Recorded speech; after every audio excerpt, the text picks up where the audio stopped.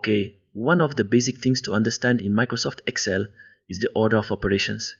The order of operations is a standard math protocol which is commonly used in solving mathematical problems.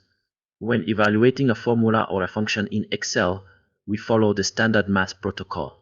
Some people commonly abbreviate it as PEMDAS, which means parentheses, exponential, multiplication, division, addition, and subtraction.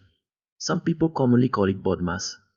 That is, bracket order of operations, divisions, multiplication, addition, and subtraction, while some call it bid math, brackets, indices, division, multiplication, addition, and subtraction. No matter how this is abbreviated or called in your area, it basically means the same thing. In Microsoft Excel, this is one of the main aspects to understand before you can start working effectively with functions and formulas. A formula in Microsoft Excel would be something basically a simple mathematical expression, like adding 1 plus 3. And a function is an inbuilt formula like the sum function, for example, the count function, the product function, and a good number of others that we're going to see in subsequent videos.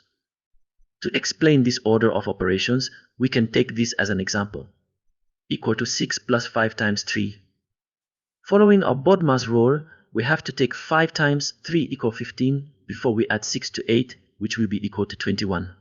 We are multiplying first because multiplication comes before addition in the acronym BODMAS. Excel also follows this rule, that is why the answer 2 will be returned 21.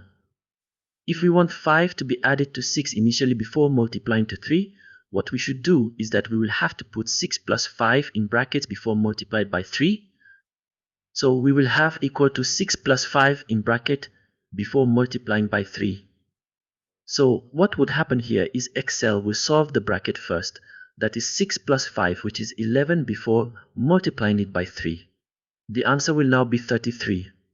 So when working with Excel functions and formulas, you need to understand this aspect of the order of operations, where you have to use brackets, where you have to use indices, where you have to use exponentials, and where you have to use fractions. If this is not properly followed, Excel might give you a wrong answer. Remember the common jargon in computing, GIGO meaning garbage in, garbage out. That is wrong input, wrong output.